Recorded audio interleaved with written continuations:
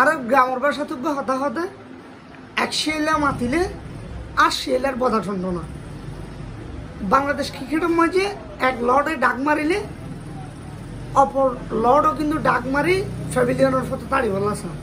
ইয়ার মধ্যে আজিয়ার ম্যাচ হতো বাংলাদেশ বনাম নেদারল্যান্ডস যে টি-20 চলে, এই টি-20 তো এক লর্ড যাতে ডাক মার দিয়ে আর এক লর্ডও ডাক মার দিয়ে টন্ডন কুমার দাসুর উস্তাদ শান্তি রহমান যাতে ডাক মারছে, ঠিক তখনই মাত্র 99 রানলা ওগো শতক মিস করি ওরে টন্ডন কুমার দাসের প্যাভিলিয়নের ফটোমা ফিরে গিয়ে।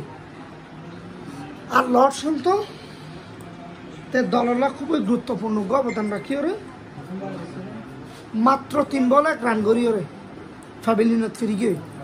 শান্তি রহমান হনভাবে মনোনয়নে এজ এ ক্যাপ্টেন হিসেবে দলের মাঝি তার ভূমিকা কি ইতে সম্ভবত ফরাই গিয়ে একজন টপ অর্ডার ব্যাটার হিসেবে কি অ্যাপ্রোচে ব্যাটিং করা পরে সম্ভবত শান্তি রহমান বলে গিয়ে এজ এ দলনেতা হিসেবে পুরা দললা কি কন্ট্রিবিউট তখন উচিত সম্ভবত শান্তি রহমানে বলে গিয়ে। এই শান্তি রহমানের দিয়ে ক্রিকেট খেলা নইব যেন প্রতিটি ম্যাচ থারি লোক হাতে ওঠে কৃষি প্রধান দেশের মাঝে ক্রিকেটার নি কৃষি প্রধান দেশের মাঝে ক্রিকেটার নি তখন সুধীর ভাই এসব কথাবার্তা শুধুমাত্র এ বাল টপ অর্ডার ব্যাটার হল্লা বলি হোক। আর বাংলাদেশের মাঝে বহুদিনের টপ অর্ডারের সমস্যা শেষ নয়। একাধিক ব্যাটসম্যান পরিবর্তন ইতিহারব বললে উইটাইয়ের ইতিহারব বললে উইটাইয়ের তারপরে টপ অর্ডারের এই সমস্যা যেন আছে ইয়ানে শেষ নয়। টপ অর্ডার যেটা অন্যান্য দেশের টপ অর্ডারের ওকে টার্গেটের বড় পরিমাণে টার্গেট করে দিয়ে দেখুই এটা আর টপ অর্ডার উল্টা দলের বিপদগ্রস্ত করি ওরে প্যাভিলিয়নের ফটো তলায় দলের ফিসন মারা দিয়ে দেখুই। আর টপ অর্ডার যথারীতি ব্যর্থ সুম্মর সুযোগ দিলে সোমালিয়া সরকার ইতে মারে ডাক টন্ডন কুমারও যদি আগে নামাইলে ইতে আরও মারে ডাক। সোমালিয়া সরকারের একাদশত্ব বাদ দিয়ে শান্তি রহমান টপ অর্ডার রুমে ব্যাট করিবেন কি ওপেনিং করিব ইতেও নিয়মিত ডাক। এই একাদশ সময় যে ক্যাপ্টেন্সি কোটাত খেলিয়ে তে ক্যাপ্টেন যদি নইতো হয়তো একাদশত সুযোগ হইতো কিনা সন্দেহ আসে। দিনের পর দিন ক্যাপ্টেন্সি কোটাত খেলিয়ে প্রত্যেক দিন ডাক মারে দললা বিরাট ভূমিকা রাখে দলের পিছন মারে দিয়ে টিকে প্যাভিলিয়নের ফটো যা। আর অপর দিকে যখন মাইক্রোফোন পা তখন একের পর এক বুম মারি মারিয়ে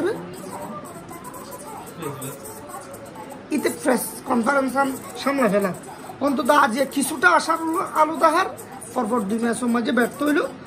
তানজিদ হাসান জুনিয়র তামিম কিছুটা আসার আলো দেখার এ পর্যন্ত তার ব্যর্থ 500 এসে উগ্রসক্কাশী।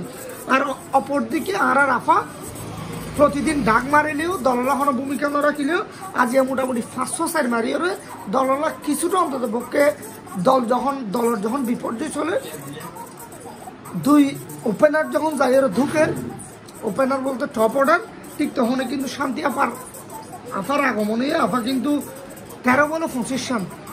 আর আবার কিন্তু রিসেন্টলি অলরাউন্ডার পারফরমেন্স কিন্তু আবার ডিমোশন হয়েছে কি বল করে মনে হচ্ছে বাংলাদেশি বোলার বলে যতটা সহজ করিয়ে ম্যাচ আমরা আত টানে ঠিক বাংলাদেশি ব্যাটসম্যান হলে ইতার বাজে পারফরমেন্সের কারণে ঠিক ততটা দূরে ফেলে দিই।